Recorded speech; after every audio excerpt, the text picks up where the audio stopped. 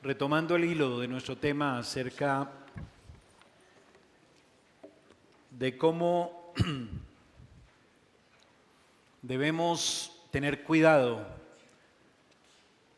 de no fallar, de no cometer una infracción contra la ley moral de Dios en ese mandamiento que nos exhorta a no robar. Analizamos cómo nuestra ofrenda, nuestros diezmos, hacen parte de la adoración que como pueblo de Dios debemos a Él. Y estábamos entonces analizando precisamente cómo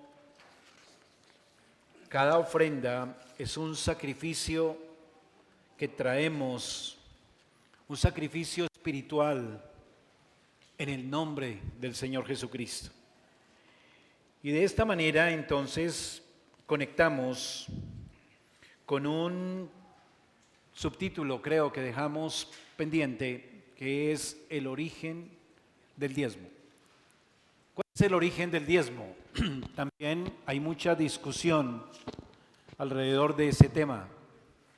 ¿Cuál es el origen del diezmo? Generalmente los contradictores, los que se oponen a la práctica del diezmo en el tiempo del nuevo pacto o en la práctica para el Israel espiritual del nuevo pacto, insisten en que el origen del diezmo es netamente legal y en consecuencia desde allí, como dijimos ya muchas veces, argumentan el que no es aplicable para la iglesia cristiana. La doctrina y práctica del diezmo, dijimos, no es un invento del siglo XXI. Aunque muchos lo crean así, como en todas las cosas de fe y salvación, debemos acatar lo que dicen las Sagradas Escrituras. ¿Qué dice la Sagrada Escritura acerca del origen del diezmo? La Biblia, recuerde, es la revelación especial de Dios. Y allí es donde aprendemos que la primera persona que dio el diezmo fue Abraham. Abraham es el ejemplo bíblico de las grandes doctrinas de salvación por fe y de la fe que obra. Así que se convierte Abraham en un ejemplo precisamente para el Israel espiritual que ahora está bajo el nuevo pacto. Porque no somos ahora salvos por las obras. ¿O sí? Obviamente que no, porque nadie, dice también el apóstol Pablo, puede ser salvo mediante el cumplimiento de la ley. Nadie, ni siquiera en el Antiguo Testamento. Ahora, el punto aquí que quiero remarcar es que si Abraham es el primer hombre que registra la Sagrada Escritura, que nos da ejemplo de dar los diezmos, este hombre es un gran ejemplo para nosotros, pues recuerde que Abraham no obró para ser salvo, sino que su fe le fue contada por justicia. De él es el que nos habla el apóstol Pablo, precisamente inspirado por el Espíritu Santo, en la carta a los Romanos, de que Abraham creyó y le fue contado por justicia. Así que por eso quiero insistir en que es un ejemplo bíblico que de manera legítima podemos tener también como modelo para la iglesia, para el Israel espiritual bajo el nuevo pacto, porque este nuevo pacto es un pacto de gracia, es un pacto que no es por obras, es mediante la fe. Somos salvos mediante la fe, no por obras para que nadie se gloríe. Así que cuando vamos a Génesis, un libro que quizás para nosotros ya es familiar, espero que así lo sea para muchos.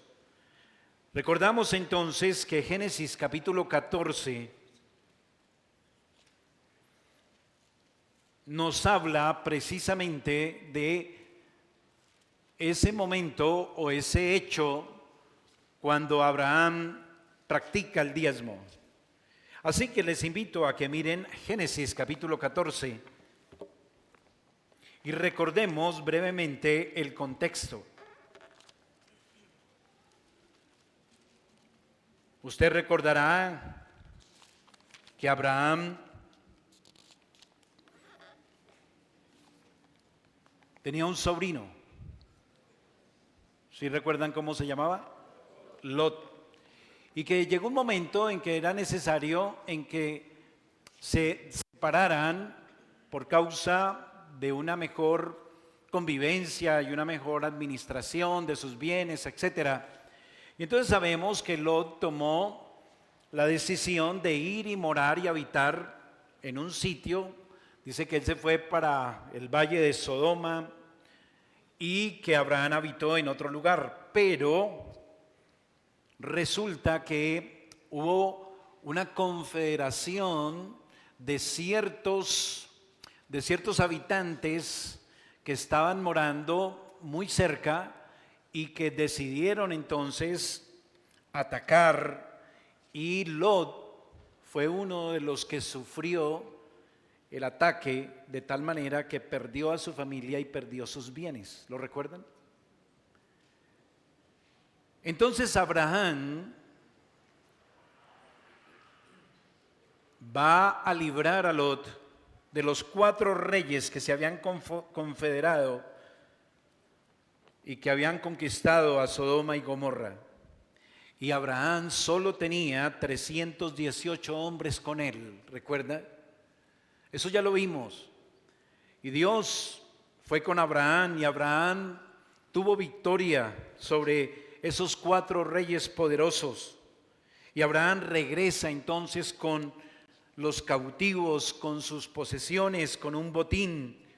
Y en esta ocasión o en este contexto es que escuchamos por primera vez a un personaje que se llamaba Melquisedec. El texto entonces puntualmente, Génesis capítulo 14, verso 18 al 20. Leo el 17. Cuando volvía de la derrota de Kedorlaomer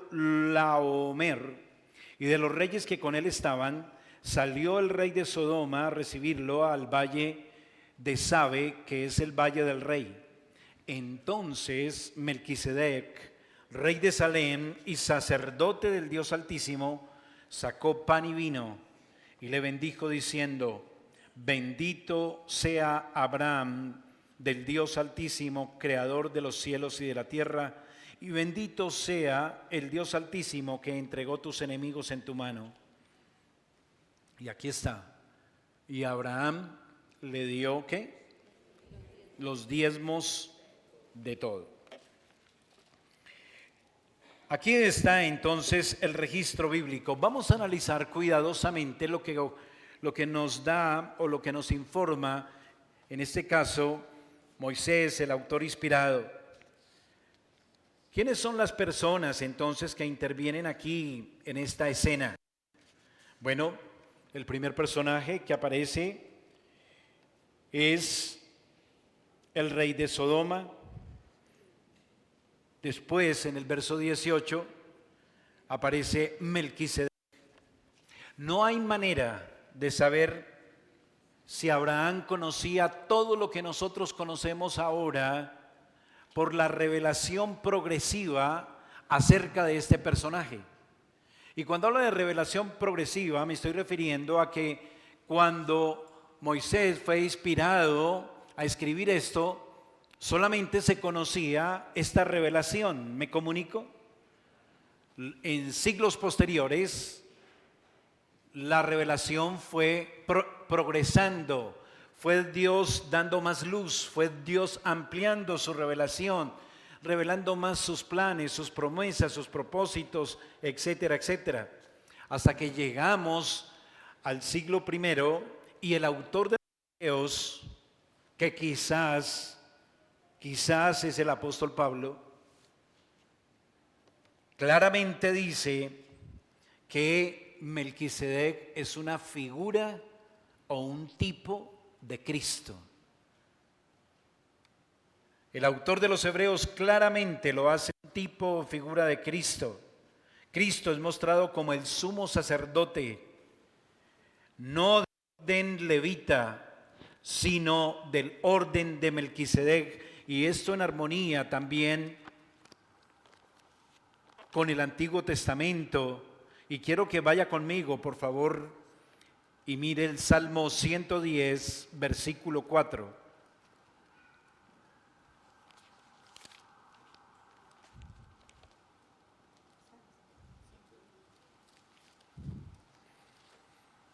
Hablando proféticamente como lo que se denomina una profecía, un salmo mesiánico, es decir, referente al Señor Jesús. Dice el Salmo 110:4, juró Jehová y no se arrepentirá. Tú eres sacerdote para siempre, según el orden de Melquisedec. Tú eres sacerdote para siempre, según el orden de Melquisedec. Y eso lo podemos corroborar entonces, les digo, en Hebreos, donde allí entonces el autor trae a colación ese salmo para decirnos que Cristo y Melquisedec están en una relación directa. Cristo es mostrado como sumo sacerdote, no, vuelvo a decir, de un orden humano. ¿Por qué? Porque Hebreos dice que Melquisedec no tiene genealogía, no tiene principio, recuerda, no tiene fin. Así que es un sacerdocio que no es de origen natural o de origen humano. No, es un sacerdocio de origen divino. Y sabemos por las Escrituras que Abraham conocía el Evangelio. Eso lo sabemos también por Gálatas capítulo 3, versículo 8.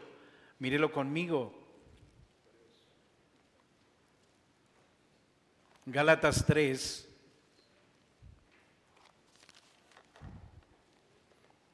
versículo 8.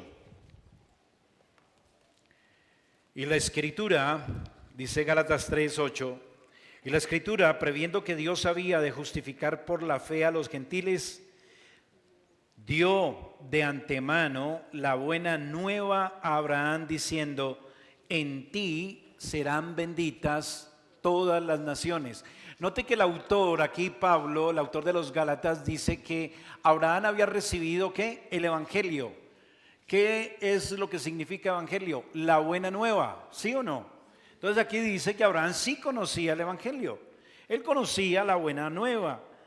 Dice, le dio de antemano la buena nueva a Abraham diciendo, en él serán benditas todas las naciones. Porque ya creo que estamos muy familiarizados con esa promesa según el plan que Dios nos deja ver en Génesis. Esa promesa que le dio a Abraham, Isaac y Jacob, ¿no? Que levantaría un pueblo y que de ese pueblo saldría aquel en que serían benditas todas las familias de la tierra. Y estamos todavía viendo cómo Dios está desarrollando ese plan a través de Abraham, Isaac y Jacob. Entonces Abraham conocía el Evangelio. Así que podemos decir que Melquisedec, como tipo de Cristo, se nos presenta también como un gran rey. Cristo en su oficio, no solamente un oficio como sacerdote, sino también como un oficio regio. Note, se dice aquí que Melquisedec era rey de Salem, rey de justicia, rey de paz, y también era sacerdote del Dios Altísimo. Abraham reconoció que este Melquisedec era designado en nombre de Jehová. Y mire entonces nuevamente Génesis capítulo 14 Y ahora el versículo 22. Y respondió Abraham al rey de Sodoma: he alzado mi mano a Jehová, Dios altísimo, creador de los cielos y de la tierra. Abraham reconoció que fue por la intervención de Dios que él pudo libertar con mano poderosa a la familia de Lot, pudo rescatar sus bienes y pudo regresar con ellos. Abraham reconoció que Jehová entonces es quien le dio esa gracia y que ahora está representado en ese Melquisedec que ha salido a recibirle, porque Melquisedec entonces es aquel que viene en nombre de Dios, un sacerdote que no tiene genealogía, no tiene principio ni fin, y ese reconocimiento entonces encontramos en los Hebreos, en el capítulo 5, vaya conmigo por favor, versículo 10. Hebreos 5:10 dice: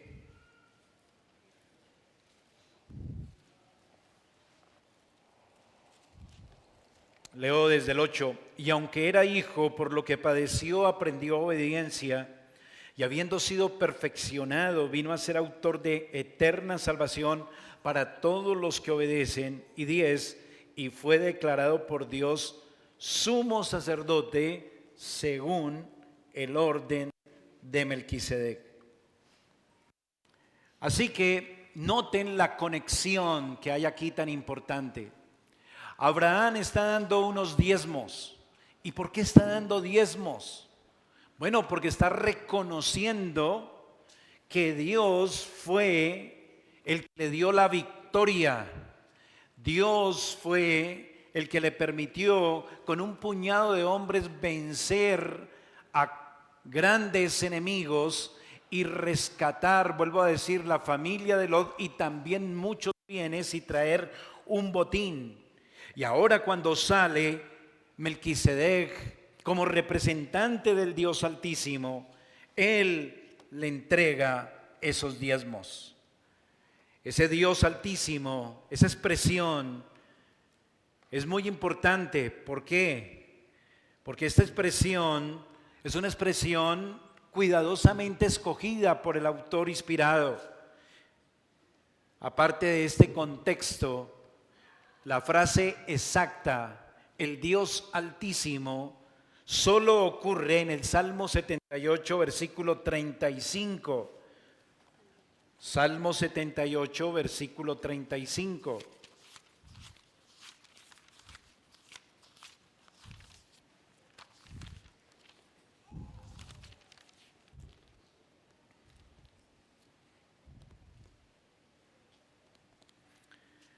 Dice: y se acordaron de que Dios era su refugio y el Dios Altísimo su Redentor. Note que este título, Dios Altísimo, para los curiosos, hay un himno donde se cantan todos los nombres más sobresalientes que se dan a Dios en el Antiguo Testamento. Y hay un nombre que es el Elión, ¿sí lo recuerda? El Elión. Ese el Elión es lo que se traduce como el Dios Altísimo. Dios Altísimo se usa en el contexto de la redención. David usa ese nombre muy apropiadamente. ¿Por qué? Porque también está hablando de que Dios lo ha ayudado, Dios lo ha liberado. De ahí en adelante, Jehová también se conoce entonces como el Redentor, el Dios Altísimo, el Elión. Así que encontramos que es a el Elión, al Dios Altísimo, al Redentor, aquel que le permitió redimir también la familia de Lot, también redimir esos bienes. A él es el que entrega en reconocimiento esos dones. Entonces, este es Melquisedec. Y Abraham en este contexto todavía se llama Abraham y le conocemos en las Escrituras precisamente, ¿por qué? Porque aún no se le había cambiado el nombre para ser Abraham, ese príncipe de Dios y todo lo que involucra y significa ese nombre. Ahora bien, ya tenemos identificados los personajes que intervienen aquí en Génesis, cuando se habla en el primer registro de cómo Abraham ofrece los diezmos a Dios. Entonces ya identificamos a Melquisedec, ya identificamos al Altísimo, que es el Elión, y pues de Abraham ya sabemos quién es. Ahora miremos qué fue lo que ocurrió después de ver el contexto, después de ver los personajes. Miremos qué fue lo que ocurrió. Dice: entonces Melquisedec, rey de Salem y sacerdote del Dios Altísimo, sacó pan y vino. Estoy nuevamente en Génesis.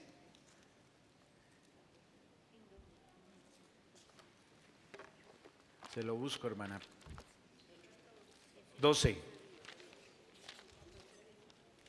14, perdóneme.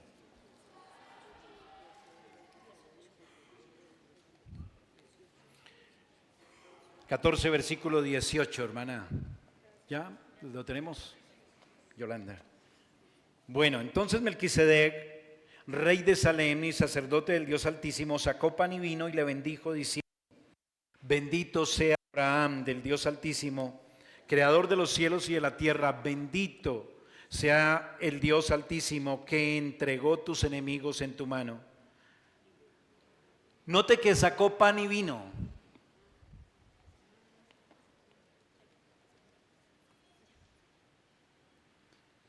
Pero Melquisedec saca pan y vino, y eso no quiere decir que este es un tipo de la cena del Señor.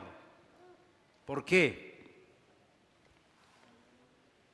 Bueno, porque Melquisedec saca pan y vino y se lo ofrece a Abraham, no se lo ofrece a Dios. ¿Me comunico? Entonces no podemos llegar y decir: ay, mire, aquí hay una sombra de la Santa Cena. No, cuidado. Entonces sacó pan y vino y se lo da a Abraham. ¿Y por qué se lo da a Abraham? Bueno, ese era un refrigerio de la época. Los hombres después de la batalla recibían pan, vino. Era el sentido normal. Como por ejemplo en Jueces, en el capítulo 19, versículo 19, después lo mira. Allí se les da después de la batalla pan y vino. Así que no hagan ningún tipo de gimnasia ni malabarismo exegético para decir que aquí hay una sombra de la Santa Cena, porque no lo hay. ¿De acuerdo? Yo hablaba hace 8 días de los que les gusta enseñar muchas cosas, ¿no? Entonces de pronto usted es de los que se apresura y enseña, ¿no? Y dice: sí, hermano, es que aquí, mire, aquí está la Santa Cena y bla, bla, bla, y bla, bla, bla, y engrupe a otro que esté por ahí. Así que usted no vuelva a enseñar nada, usted calladito, calladito se ve más bonito, sí. Entonces, no hay relación, no lo vaya a enseñar, no haga ningún tipo de conexión entre la Santa Cena y este pan y vino que sacó Melquisedec.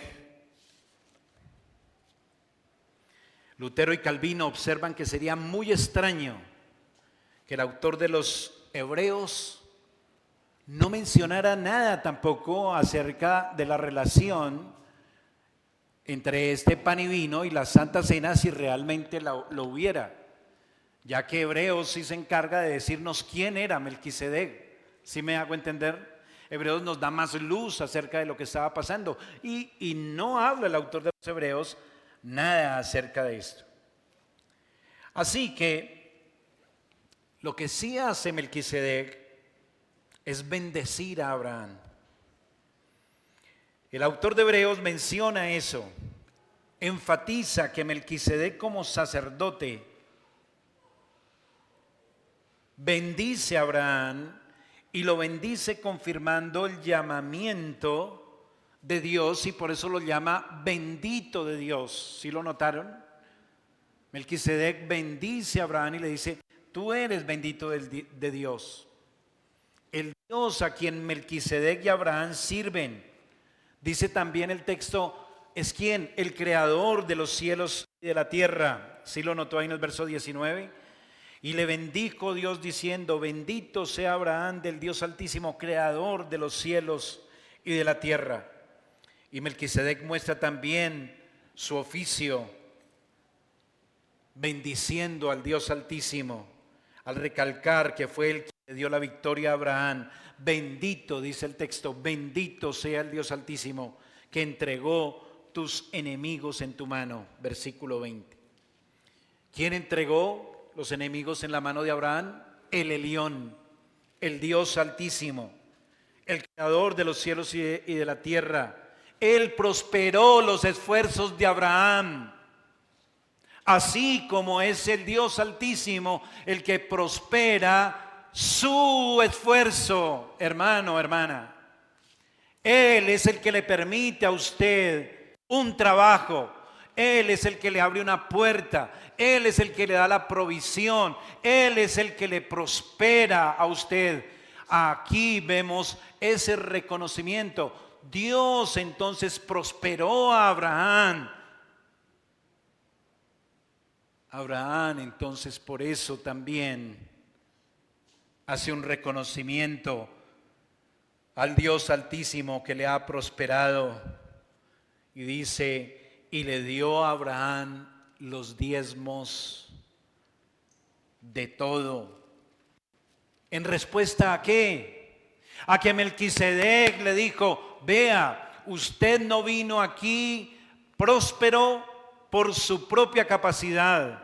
Usted no triunfó, no tuvo victoria, no trae todo esto que trae por su propio esfuerzo.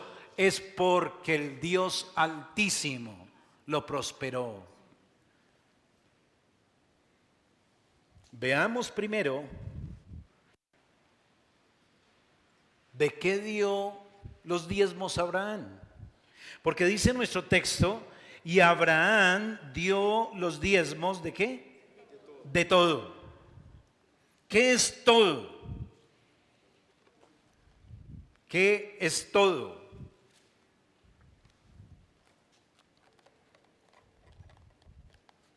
Tanto Génesis 14:20 como Hebreos 7:2, cuando usted lo mire, lo comparen más tarde o en casa, va a darse cuenta que solamente nos dice el texto que Abraham le da los diezmos de todo.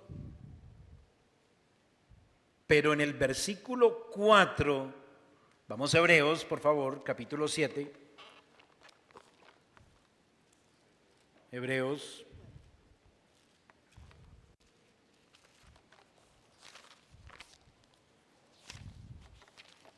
7:4 dice: considerad pues cuán grande era a quien aún Abraham el patriarca dio los diezmos ¿de qué? Del botín. Aquí aparece un término que ya nos ayuda a identificar y precisar mejor de qué dio los diezmos Abraham. Porque hay una frase que dice: y Abraham dio los diezmos de todo. Pero ¿qué es ese todo? Y aquí nos da una pista. Nos dice: del botín. Y de acuerdo con el contexto que vimos en Génesis 14, es claro entonces que Abraham no dio el diezmo de las posesiones de Lot. Porque eso era ¿de quién? De Lot. ¿Sí? Tampoco de lo que pertenecía a los reyes, porque eso también lo devolvió, ¿recuerda? Entonces dice que le dio a los reyes de las ciudades de la llanura. Tampoco dio de lo que les tocaba a los hombres que habían ido con él, puesto que él dice que esa parte también les pertenecía a ellos, cuando usted mire más adelante el pasaje.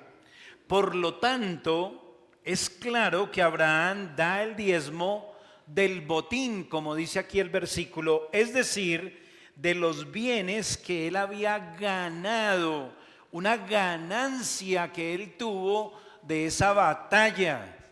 Él, además de rescatar los bienes que tenían una pertenencia específica y puntual, tanto para Lot y para los reyes, él también trajo algo como ganancia.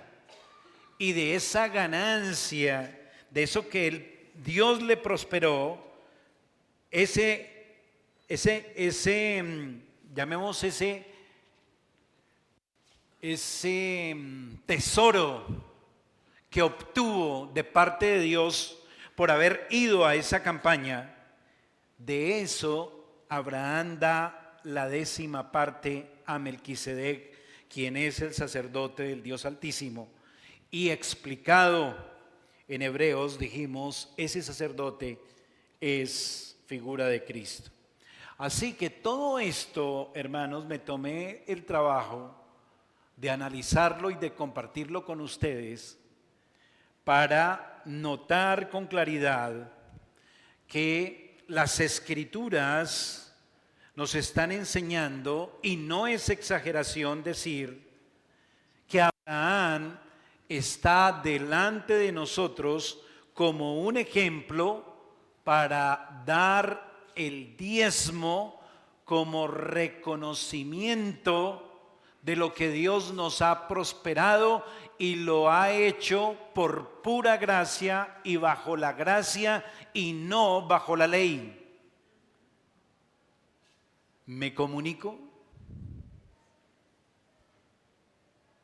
La ley todavía ni siquiera se había dado. Y él da el 10%. Así que es legítimo ver, inferir mejor de la teología bíblica, que este es un ejemplo para la iglesia del nuevo pacto. Permítame hacer unas observaciones sobre el diezmo de Abraham.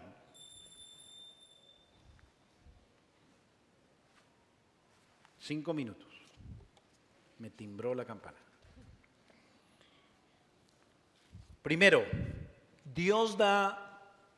Abraham dio el diezmo en gratitud, voluntariamente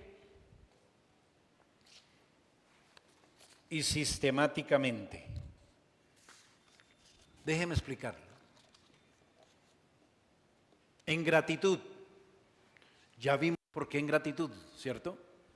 ¿Por qué? Porque él reconoce que es el Dios Altísimo el que lo ha prosperado. ¿Qué otra razón más que en acción de gracias al Dios Altísimo es que Abraham entrega a su representante? ¿Quién era su representante en ese momento? Melquisedec, el sacerdote del Dios Altísimo. Asimismo, confirma que este sacerdote es un fiel representante de Dios, y a él entonces le entrega en gratitud. Déjeme insistir en eso, en gratitud, no forzadamente, no como una ley, no, un reconocimiento de lo que Dios le prosperó. Él entonces entrega.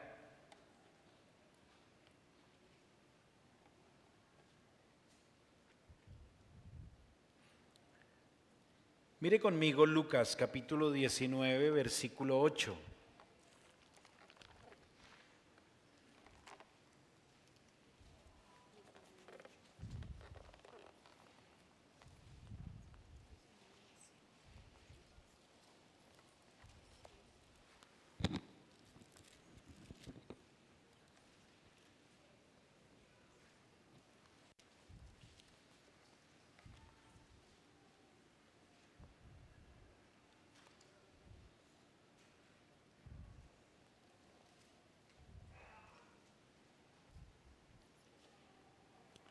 Dice Lucas 19:8.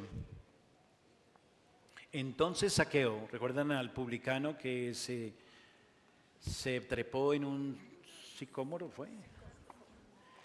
Para ver al Señor. Dice, entonces Zaqueo, puesto en pie, dijo al Señor: He aquí, Señor, la mitad de mis bienes doy a los pobres, y si en algo he defraudado a alguno, se lo devuelvo cuadruplicado.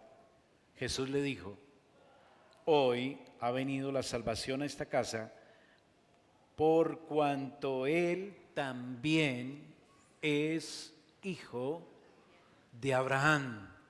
¿Y quiénes son los hijos de Abraham? Los que son salvos por gracia mediante la fe. Y este hombre, recordando esta historia, había sido impactado por Cristo, por su presencia, había sido convertido, y él también, como un acto de reconocimiento, de agradecimiento, daba entonces, entregaba de sus bienes. ¿Sí lo nota ahí? Y entonces el Señor reconoce, esto es el espíritu. ¿De quién? De Abraham. Y entonces mi pregunta es usted hijo de Abraham?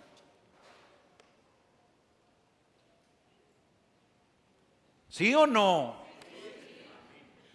Hermanos, le estoy preguntando en serio. ¿Sí son o no son? Claro que sí son, porque si no son, ¿sabe qué dice Jesús? Vosotros sois de vuestro padre el diablo. Si somos hijos de Abraham, es porque las obras de Abraham, ¿qué? Hacemos. Y Abraham dio el diezmo por gratitud. Y por eso es un ejemplo para nosotros también. Abraham presentó los diezmos a Dios por medio de su representante en la persona de Melquisedec. Y si somos hijos de Abraham, las obras de Abraham hacemos. Pero dije también que el diezmo que dio Abraham no solo lo dio en gratitud, sino también voluntariamente. Y déjeme remarcar ahí, la ley no existiría hasta 400 años más tarde. La ley que regula los diezmos. Hay alguna instrucción en Génesis capítulo 14 que Melquisedec le haya dado un adelanto a Abraham de las leyes que vendrían después de Moisés. Llegó y lo sentó y le dio una cátedra sobre la ley. Le dijo, bueno, va a venir una ley, y esa ley va a ser una ley ceremonial, va a ser una ley civil y va a ser una ley moral. Bueno, primero, ley ceremonial, va a haber tal, y ahí sentadito Abraham, escuchando esa lección. ¿Sí dice algo sobre eso? No, obviamente que no. Entonces fue voluntario. No hay ninguna amenaza de parte de Melquisedec. No hay sino una bendición. Melquisedec bendice a Abraham. Y lo único que podemos derivar de este pasaje es que Abraham voluntariamente ofreció en gratitud los diezmos de todo. Y sistemáticamente, dije, Abraham ofreció los diezmos. Y eso requirió cuidado. Es decir, fue algo que se hizo de manera premeditada. Abraham ofrece los diezmos pensando exactamente en qué es lo que va a ofrecer en reconocimiento a Dios, en agradecimiento a Dios. Abraham no lo podemos acusar de legalista. Debemos reconocer es que Dios inspiró a Abraham para que estableciera un orden, estableciera una norma, estableciera un porcentaje, una base, un sistema. Por eso digo sistemáticamente. ¿Por qué no dio el 5%? ¿Lo sabemos? No, no lo sabemos. Pero lo que sí sabemos es que dio el 10%. ¿De dónde lo sacó? ¿Será que dijo, no, pues espere a ver cuánto? 10. No, él tuvo que haber pensado. ¿Quién lo dirigió en eso? Dios. Abraham ofrece un 10%. Y vuelvo a decir, él cuidadosamente hizo ese aporte. No más, no menos.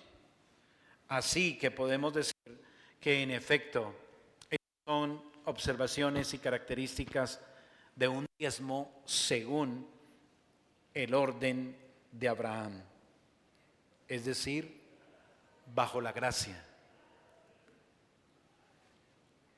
Una segunda observación, el objeto de los diezmos, y aquí cierro, que ya me tomé más de 5, es Cristo prefigurado en Melquisedec. Así que ¿quién recibe los diezmos? Cristo. ¿Sí o no? ¿A quién se le deben dar los diezmos en la iglesia? A Cristo. Es para Cristo.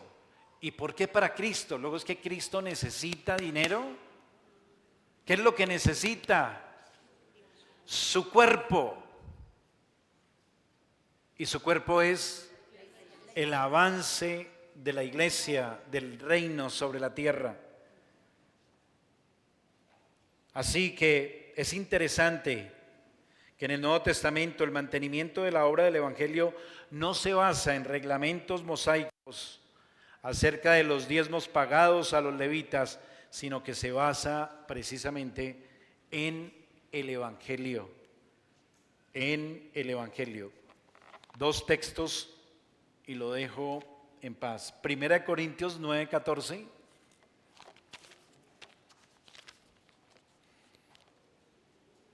Así también ordenó el Señor a los que anuncian ¿qué? El Evangelio.